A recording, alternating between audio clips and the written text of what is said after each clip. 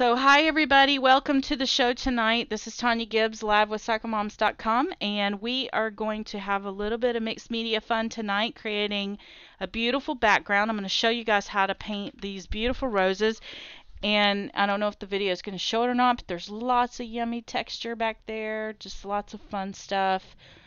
There's some metallics on here. My son's girlfriend told me this would be an amazing pillow.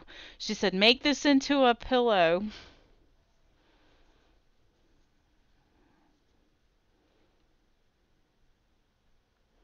So let's go ahead and get started. Like I said, I have some really bad weather going on right now, so if for some reason I get disconnected, then I will try to resume recording tomorrow night. So, um, in an effort to keep things picked up, I think I've covered up a bunch of stuff on my desk here.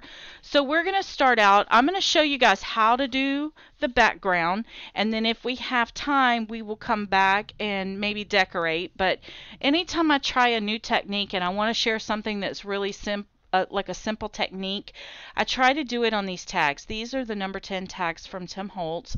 This is actually cut from the book plate tag die and from Sizzix and Tim Holtz.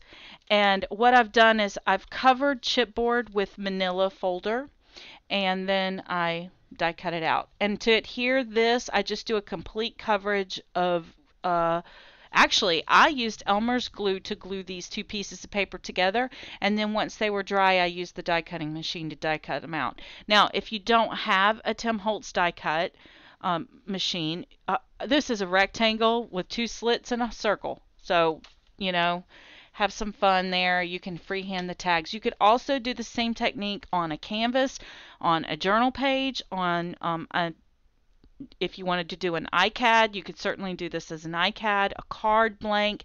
Use anything you have. I just prefer to make tags because I love to share them. And someone tonight is going to win this tag once it's completed. So stay active in the chat because that's how you're going to get picked for winning the tag. And then let's see. So what I've pulled out right now to get started, I like texture in the background, especially if I'm going to paint on the background. I want a lot of texture. So I've gone through my little scrap pile and I've pulled out some things. They've already been painted on, but that's okay. This is an old hymnal page that I've used previously. There's another piece of it. There's some more that's been cut up. This is a dictionary page. And again, I've been using these with my jelly prints. So fun. And then here's another book page. Again, these are just scraps. Just go through and look for different types of texture. And what I'm going to do is I have some gel medium here from Faber-Castell Design Memory Craft. And all of the products that I'm using today, I will put a blog post that will give details about these products. And of course, you know, just as a review, I am not paid by any of these companies to do these tutorials. These are completely just, I enjoy crafting and want to come visit with you guys live, and I enjoy teaching. So no one has really paid me to do these. I have not received product. So the things that I am talking about tonight are things that I enjoy doing, products that I enjoy using in my own room. And I will definitely you know, share with you ways that you can take some of the products that you already have in your stash that you've grown to love and maybe either forgotten about them or, you know, maybe perhaps give you a new way of thinking about them. So I like to keep it real. Like I said, I do not have any sponsors for this particular show.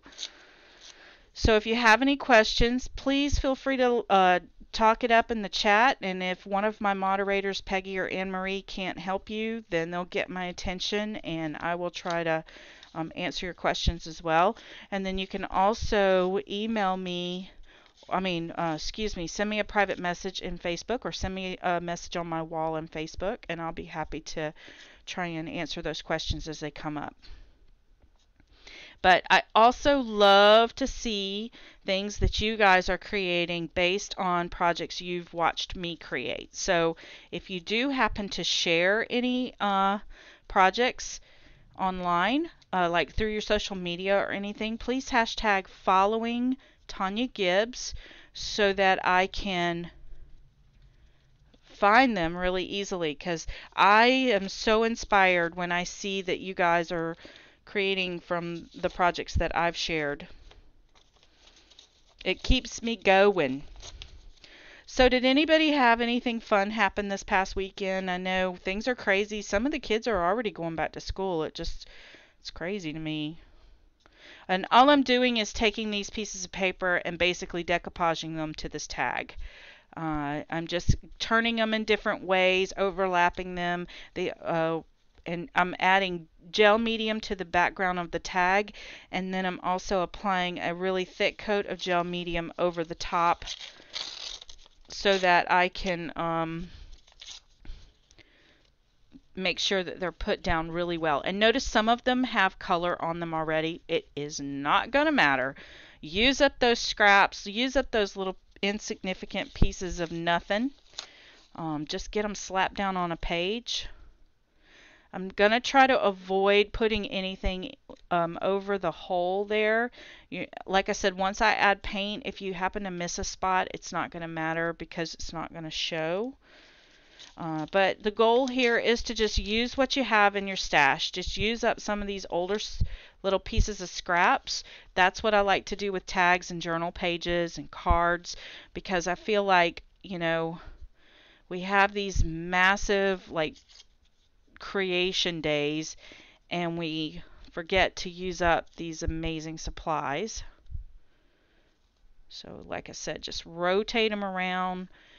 You're not going to see much around this hole anyway, so I'm not going to fuss with it too much. Just the object is to just get some texture on here, and I really like that you can see all of these patterns underneath the roses when we're finished drawing them. I think it kind of adds a little bit of depth and interest, and it gives us something to just kind of look deep and see.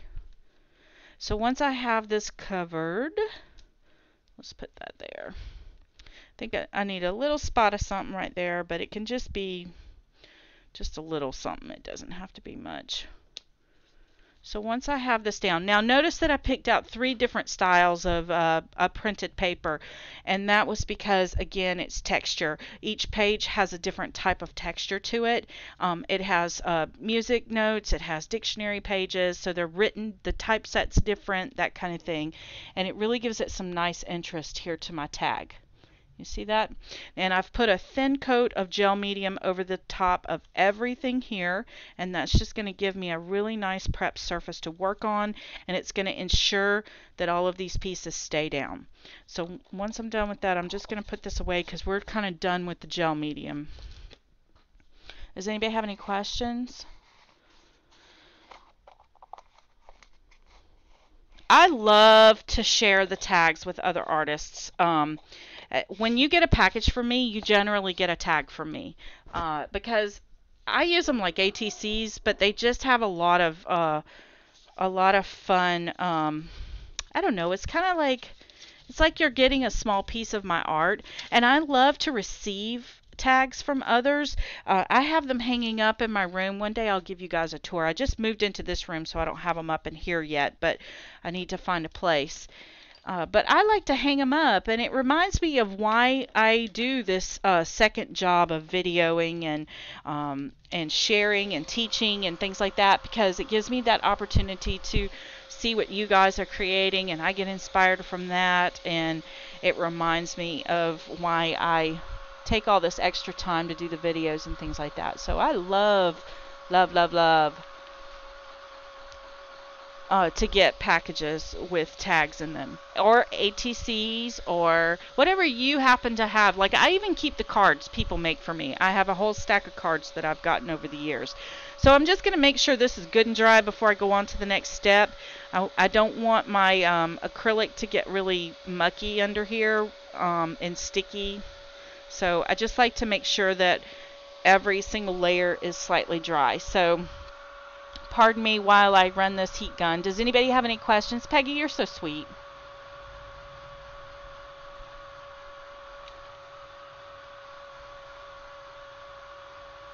Oh, that is so sweet. You know, sometimes I like to share with our local churches, do some outreach sometimes, and they mail cards out to people. So I've been taking and making up a collection of flat cards that are easily mailed. That's why you've been seeing a lot of watercolor cards from me lately. And then just share them with the local churches for sending out for outreach and things like that. And who doesn't love to get a hand-painted card? I mean, seriously, if that doesn't say I love you, nothing does, right? Okay, so let me see. If your tag happens to kind of bend up, all you have to do is roll it over to the back side and just heat it from the back.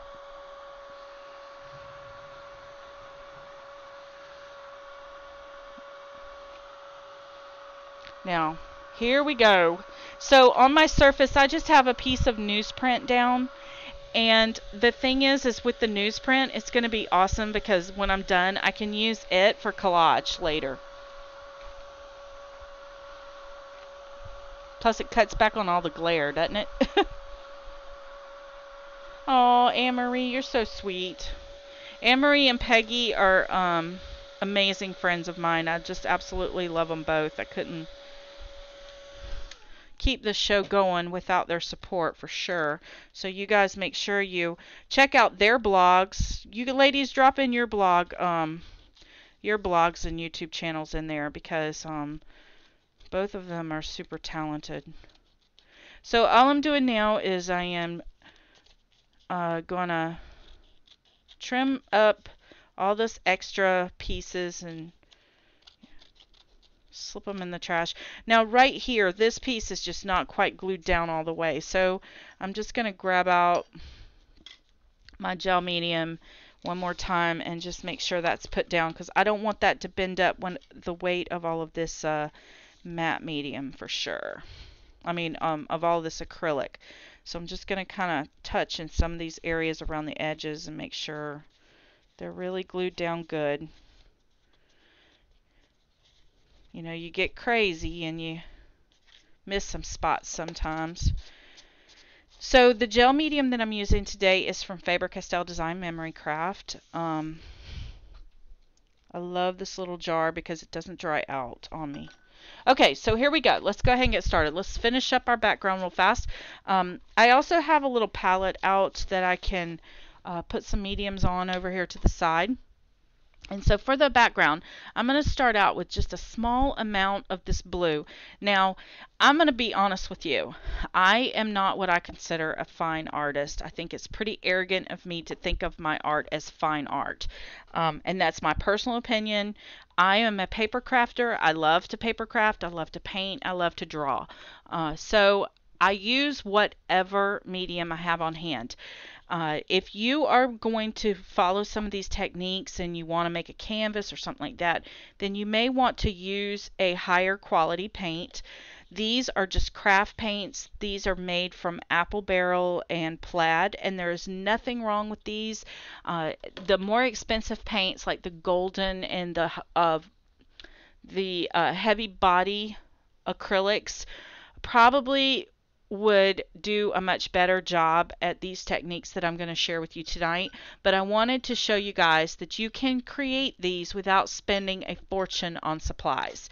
So that's my goal for my show, is to show you how you can use everyday products that you can afford to create fabulous backgrounds for your cards and your art projects. So like I said, the more expensive the paint, the better quality it will be. So if you're looking at fine art or maybe doing a canvas where you want to share it for or make it for money or whatever, you may want to invest in a higher quality paint.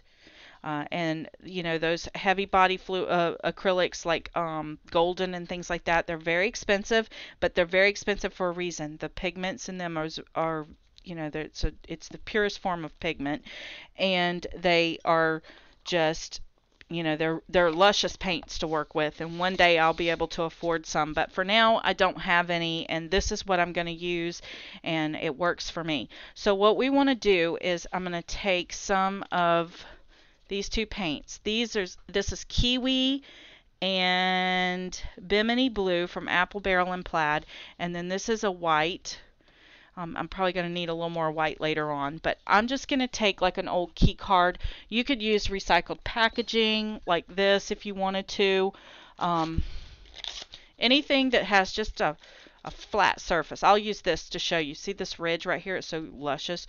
All you have to do is you want to put a little bit of the blue on, a little bit of the green on, and a little bit of the white. Now you don't want to mix these colors up too much. You kind of want them to keep their independent color. But I'm going to just drag this across, and then I'm going to drag it this way. So some of these lines are going to be horizontal and some of them are going to be vertical. And I'm just putting color down, that's all. I'm not trying to, you know, be super careful with it. In fact, I like the fact that I can still see all of that great texture below, and I can still see all of the colors in the background. You see that? Isn't that cool? So that's one way of getting some really nice texture. Now, all of this goodness right here, I don't need it for the rest of the tag. So what I'm going to do is I'm just going to kind of swipe it down here. And this will actually get used on another project at some later date and time. I have some tags up here on the on my board, and like I said, no pigment ever goes to waste. So I'm just going to pick that up and put it to the side, and this is going to be the base of a tag in the future. Isn't that cool? I don't know when, I don't know where, I don't know what I'll do with it, but somewhere along the lines this is going to be amazing. I'm sure of it. So I'm going to put this away. No pigment goes wasted. Look at how fun that is just by itself. So I'm going to put that over here to the side. And all of those newsprints that you saw a few minutes ago, pick that paint up with those, because like I said, you never know when that might come in handy. This is just like we do when we do our mono printing. You know, we're just trying to pick up all this pigment and not waste it. Okay, so I can put that away. And now I feel pretty comfortable that this can just be wiped up. Alright, now while I'm doing that, let's take and get this tag dried. Does anybody have any questions?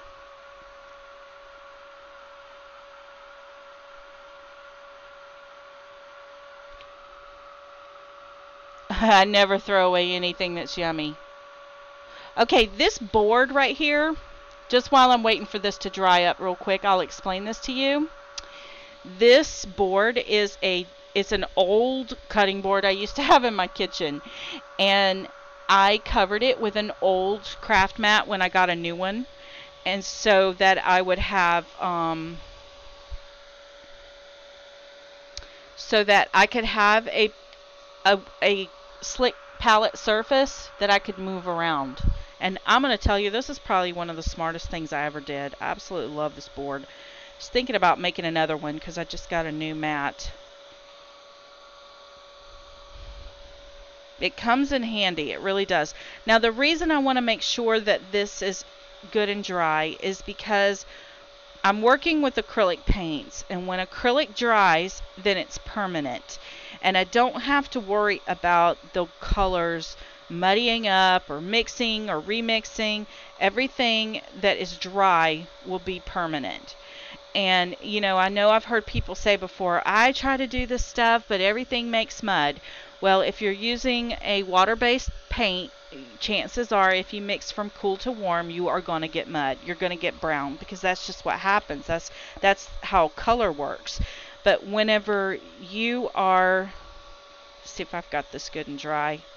When you're using acrylic paints, there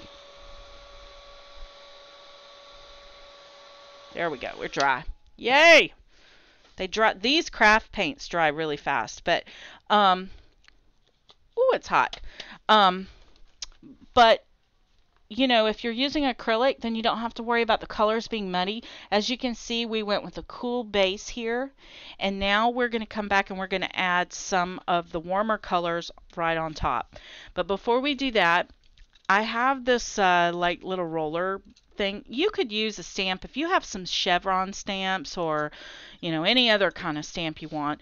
What I like to do is just go ahead and bring some of that black back up to the top. I don't need a whole lot of it, but again I'm going to use an archival ink because it's permanent, and this is the jet black archival ink, and I'm just going to roll this onto my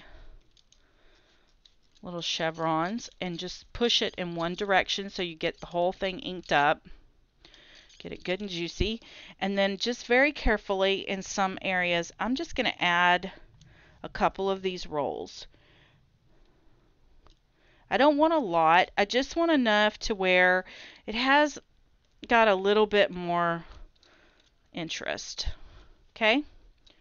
Now, I'm not going to worry about too much because I don't want that to be the central focus. But in mixed media, we like to have levels of color, right? And do you guys find that this is distracting? If it is, then I can move. Let me see if I can move this to this side. Okay, so I'm going to also just kind of roll this off onto here. And what this is going to do is give me some nice collage paper for later. All right, so the next step is going to be our roses. And this is so simple when I show you guys. Okay, I'm going to take this color as Pink Parfait, and again, use the best quality paint you can afford. Not that I can't afford better paint, but I just think that I wanted to show you guys that this could be done with a craft quality paint. Hi, Melissa. So I'm starting out with the Pink Parfait, and then I also have Jack-o'-lantern. I'm going to put that here. And you want a pretty generous amount, actually, because we're going to use a lot of it. And I'm also going to pull in a little bit of white. Now, in this container, this is a surface prep gesso. I just fill this bottle up so I can squirt it. The bottle is actually one of those Wilton bottles, and it's getting kind of clumpy. It's almost empty. I need to clean it really good and add some more to it, but I'm just going to add, it just happens to be, since it's surface prep gesso, it happens to be the same viscosity as the craft paint, so I'm going to use it. Okay, so this is how we're going to do the flowers. The flowers are going to be done in stages. I'm just going to use just a little standard brush. Oh, which Ustream was it that we did the watercolor painting, or the watercolor brushes, the doodles? I think it was May, wasn't it? So we're going to take a little bit of this orange and put it off to the side over here. And I'm going to take some of this white. Can you guys see what I'm doing? And I'm going to mix this in. Here, let me pull this over. I'm going to mix this in, and what it's going to do is create a pastel version of that orange. Okay? Now, while my brush is loaded up with this luscious good color, I don't want to contaminate anything else. I'm going to go ahead and build out my first flower. And let's just do it up here. We're going to just do a swish around. Now remember, these are going to be done in stages. So what you see right now is just going to be a blob of goodness, okay? And I'm just, think of this like a little heart, like there's the little circle part of the heart. Then I'm going to come back over here, and I still have quite a bit of paint on here.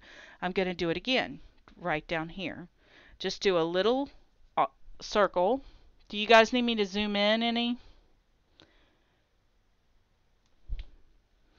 I'm going to do another little circle right there, and another little circle right there.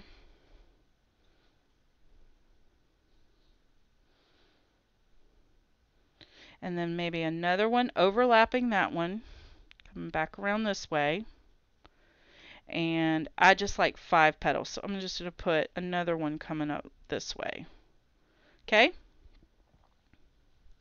Let those dry, because remember what I said, when we're working with acrylic paints, once they dry, they are going to be permanent.